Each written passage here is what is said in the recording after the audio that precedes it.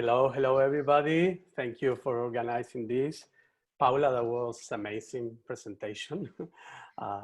So we have really a great understanding of Brazilian kind of politics and religion. And now we're going to switch a little to Argentina, the downside neighbor. Our strategy for the presentation is a little different to Paula's.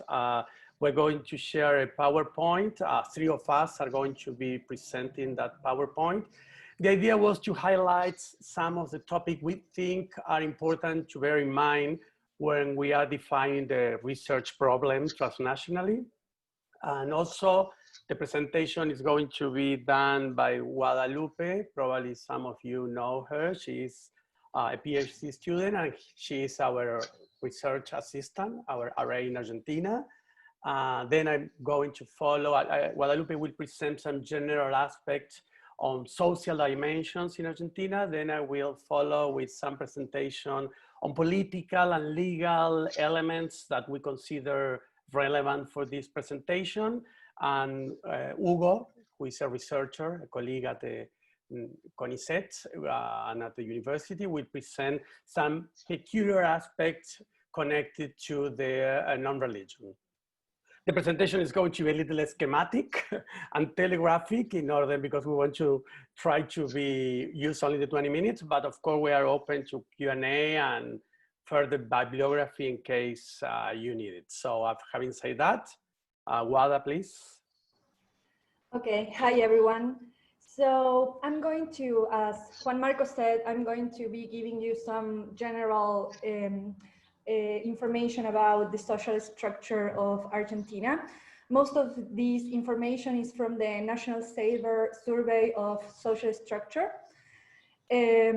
So Argentina has a population of almost 45 million inhabitants.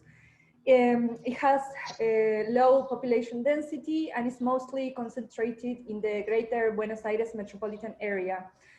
The population is mostly urban and with a great proportion of people of 60 years or older. And this population has high life expectancy rate and high literacy rate. So in the mid-20th century, Argentine society was characterized by high urbanization, full employment, universal healthcare and education, advanced intermediate industrialization, and an extensive middle class, a relatively integrated society with moderate inequality and much social mobility. But at the end of this process was mostly carried out by a strong, important intervention of the state. But at the end of the 20th century, a neoliberal structural reform was carried out, which meant economic liberalization, trade openness, and financial flexibilization that resulted in instability, rising unemployment, poverty, and social marginality, with deteriorating public health, education, and social protection. I think you can go to the next slide, Hugo. Thank you.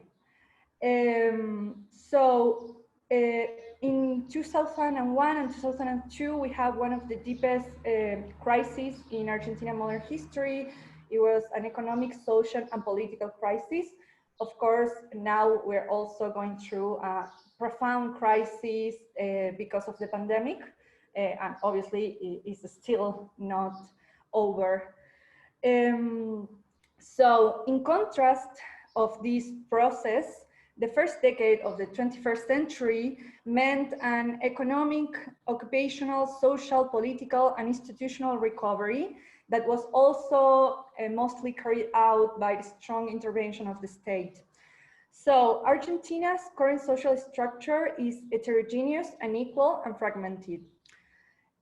So most of these numbers that I'm going to be talking about now are obviously also being impacted by the pandemic. But anyway, so at the top, we have a political and economic elite made up of traditional families and the upper class that represents less than 3% of society. Below this pinnacle, there is an upper middle class that includes corporate directors, professionals, entrepreneurs, agricultural producers, and medium-sized traders, as well as skilled technicians and employees of the economic most dynamic sectors. Together with the elite, these segments constitute about a third of society. Another 33%, I think you can, no, this is the same slide. Another 33 of the population constitutes a middle or lower middle stagnant class, a stratum including employers of small establishments, workers, and employees with medium or low qualifications, retired pensioners, and some independent professionals. Although this sector have incomes above the poverty line and some job stability, this group exhibits little or no social mobility, and individuals are highly vulnerable to economic downturns and technological changes. I think you can go to the next slide. No, sorry, before, sorry. Thank you.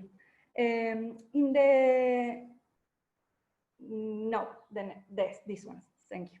In the base of the pyramid, the final 33 of Argentines combine different layers: the impoverished former middle class, the new poor, and the excluded.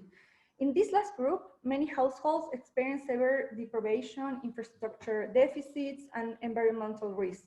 Also, most of the country unemployed, 9%, which this number is high right now because of the pandemic, is higher, and informal workers, 30%, belong to this segment. Okay, you can go to the last slide, thank you. So I didn't want to leave out the racial aspect of Argentina, but this is not from the National Survey of Social Structure because it's not one of the aspects that the survey studied. So in contrast to its Latin American and South American neighbors, Argentina holds a reputation as white country, a presumption reflected in the discourse of national elites, scholars, some sectors of the population, tour guides, etc. This purported whiteness is the product of an ideological process that denied the existence of Argentines of non-European background. So people of mixed heritage were increasingly included into the white category unless they possessed all phenotypic features associated with a specific race. In the last few years, and mostly driven by different social movements that criticize this racial erasure and this racial myth, the visibilization of this racial erasure has impacted in census politics, reincorporating racial categories and racial data. So that are some of very general information about the social structure of Argentina. Thank you, Guada. In my case, I will give you some general dimension in 3 different slides. What I'm trying to share with you, probably the title of our meeting, uniqueness, is too much. When I was rereading what I was thinking and what I'm proposing, the idea of uniqueness was too strong. Probably some peculiarities that are from Argentina, but also resonates in some other countries in the region, and probably in some other countries in other regions. This first presentation, I want to emphasize how in Argentina, as in many other countries, secularization cannot be seen as a linear process, of course, but this non-linearity has many strong specific elements. So as you can read at the end of the 19th century, beginning of the 20th century, in connection to what Paula also was presented, we did have a sort of anti-clerical kind of movement that ended up in the passing of legislation that was trying to bring to the state functions that were done by the Catholic Church, such as marriage, population registry, and education. But 2 of them, marriage and education, are still on debate. But of course, this was a moment that for many authors is a threshold in the secularization processes, because you have very, very secular kind of legislation and also political movement.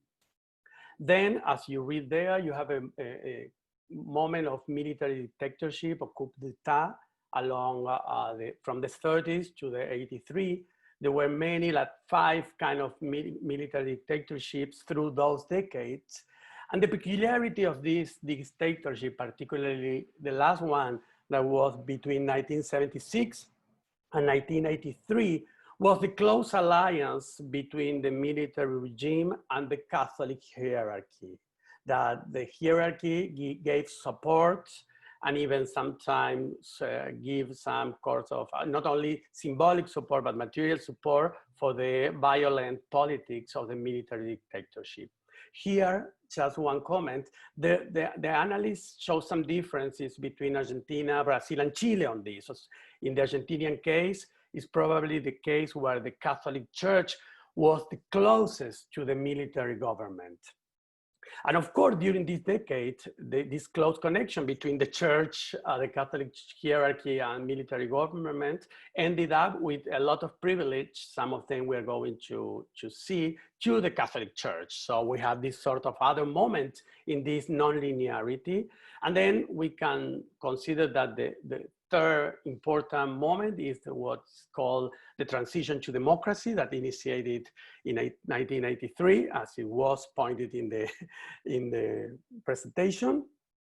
And it's still going on. I mean, that's a moment in which democratization, transition to democracy began. And we did have, of course, as Paula mentioned in the constitutional reform, we have also an important point in the constitutional reform in 1994, though with some differences.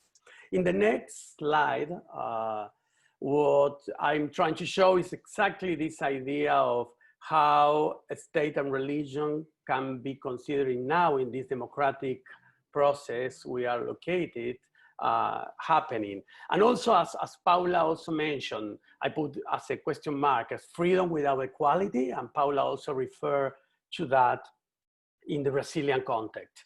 As you can see, we have our constitutional amendment in 1994, an important one. But that amendment didn't change the specific articles on religion freedom. As you can see, Article 2 says that the federal government support the Roman Catholic Apostolic religion and cult. I put it in both ways. In spite of then, you have in spite of this article, you have 2 other articles that consider that the Constitution also support the idea of religion freedom, or as it said in literally, profesar libremente el culto. But one specific topic that is also needed to be considered is that in 2015, there was a sort of reform of the civil code. And that reform that is only 5 years ago, still consider that the Catholic Church is a public persona. It gives the Catholic Church a sort of formal privilege under all other denominations. The other denomination in Argentina should go through what is called a double register process, because they need to apply first to be recognized as a juridical persona, as an NGO, let's say, and then they need to be asked to be included in the register, in the National Register of Cults. That was a law, the last law was from the military dictatorship, 1978, but still a law existing nowadays. And the last presentation, the last one I wanted to show you, the next, please, Hugo. Has to do with one of the things that also Paula raised. That has to do with how is the debate on religion and non-religion mostly shapes nowadays in Argentina. First, let me mention something that I think is important to our transnational comparative project. I mean, in our case, in most Latin American countries, we have what is called a civil law versus a common law paradigm. So in spite of the judiciary becoming much more important nowadays, both legally and politically, we are still sort of oriented toward the legislative power.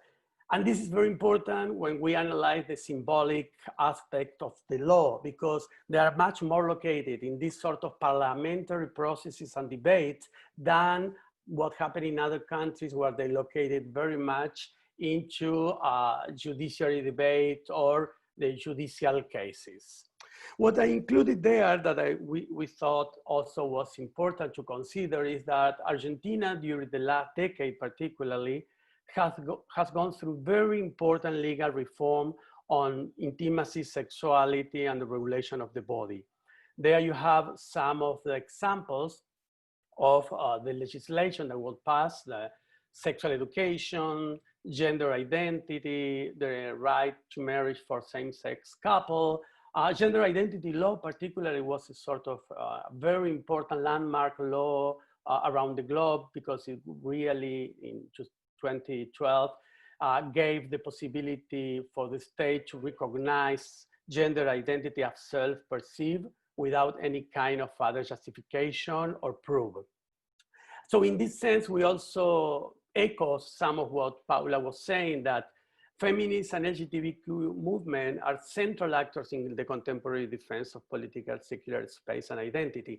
And the last comment I will say that in Argentina, the size of this social movement is really impressive. So we have a sort of very, in different what Paula was saying, we have in Argentina a very mobilized civil society, and particularly feminism, as in other countries in the world, has become a crucial social and political actor. And that is something that also Hugo, the last presented, will recover in his presentation. Thank you. Hugo, your turn. During the last decades, several surveys have analyzed the social changes in the religious realm in Argentina. And the most important are the National Survey on Religious and Beliefs and Attitudes, the ENCRA, it's called ENCRA in Argentina. The first wave took part in 2008, where 11% of the population do not identify with a religion, with a religious tradition. And the second wave took part in 2019, where we could see, as it's repairing the graphic, that unaffiliated and non-religious identifications were on the rise in Argentina.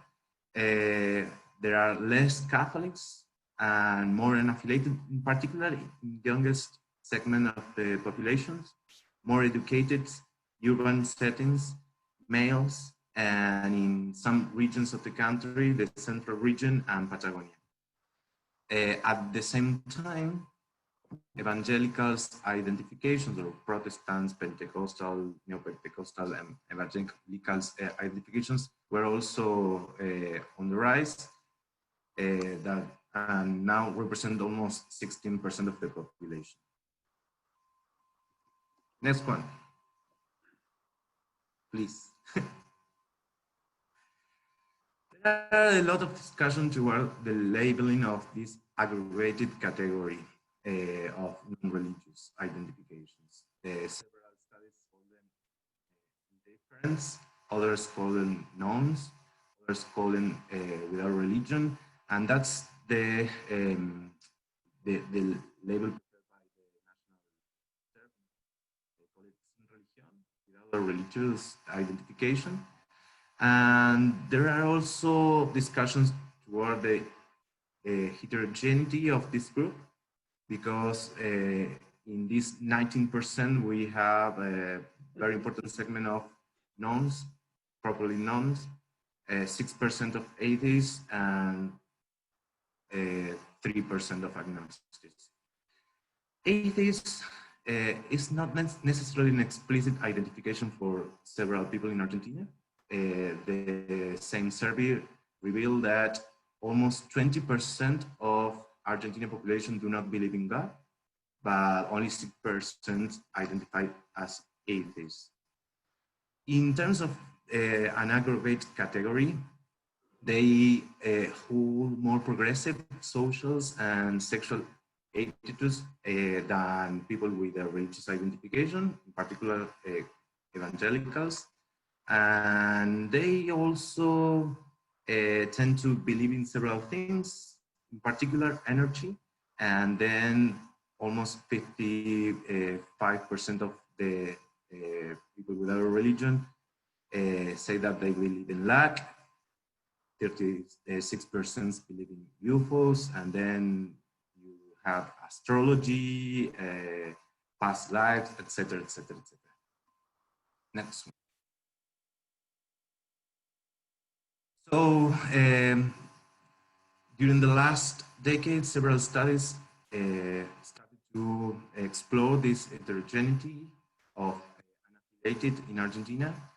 They tend to carry out qualitative studies. For example, one study that I had carried out in 2015 to 2016 identified 4 social positions regarding unaffiliated in Córdoba.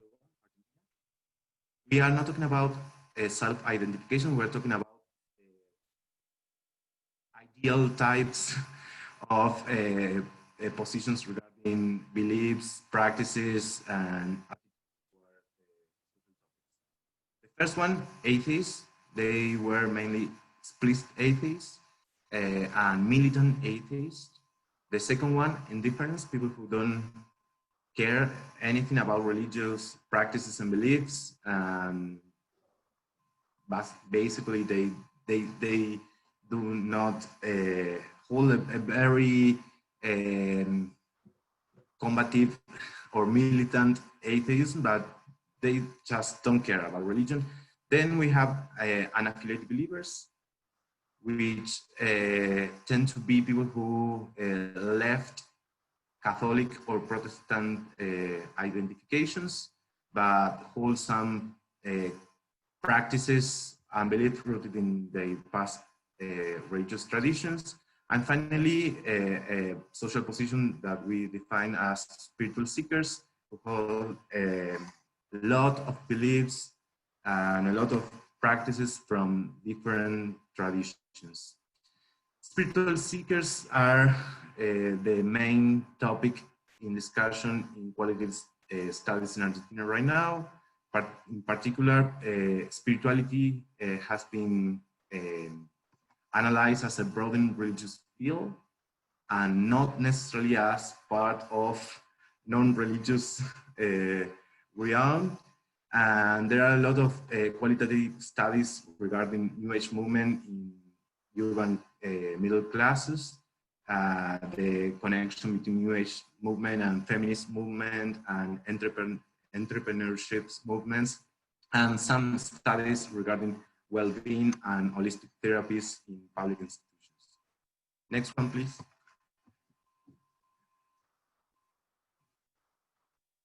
Well, regarding social movements, this is data that came from a project that's in work in progress. So there are preliminary results.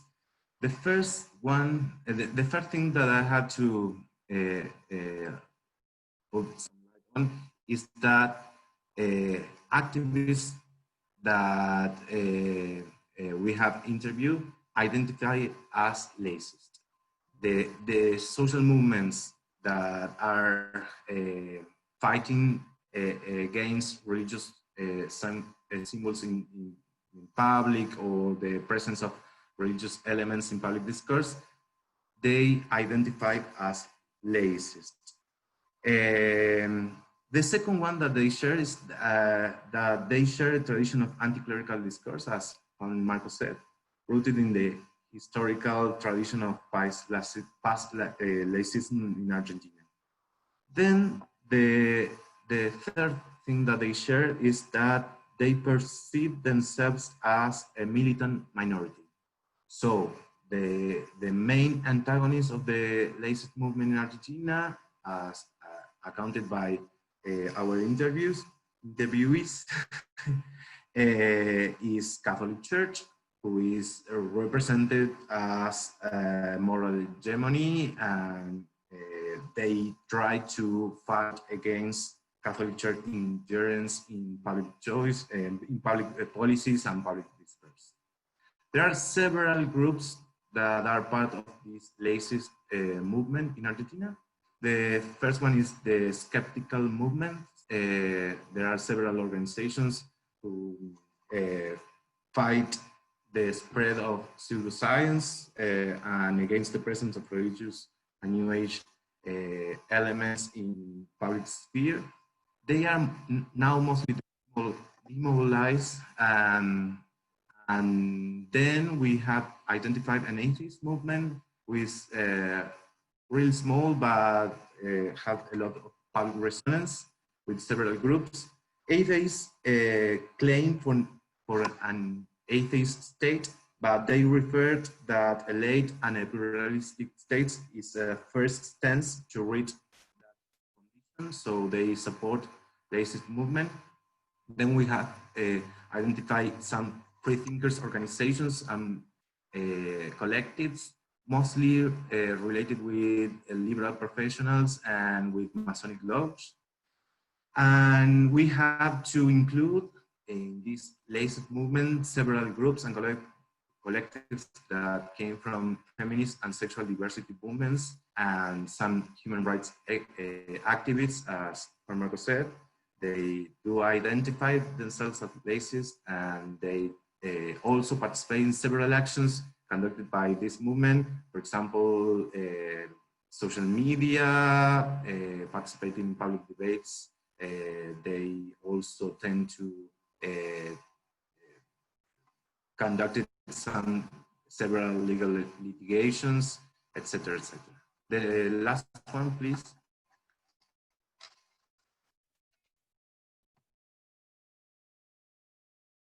The last one, thank you. They also shared and converged, and the first one is the collective apostasy campaign, who started in 2009 from some atheist and feminist advocacy groups, and it has a lot of public resonance and a lot of media coverage during 2018. The second network is the Argentine Coalition for a Lay State, where most of the groups that are part of the several movements that I already talked about converge in this coalition. And then we have two different campaigns. The first one, identified with the black scarf, is the National Campaign for a Lay State, mostly related with some atheists and skeptics activists. And the second one, the Federal Campaign for the Separation Between Church and State, was launched in 2018. It's related with some feminist and trans-feminist groups and identify themselves with an orange scarf. They share several claims, but they are separated by some others. So right now in Argentina, even if they don't have the same public resonance or media resonance as the collective apostasy campaigns, we have two different national or federal campaigns for lay state.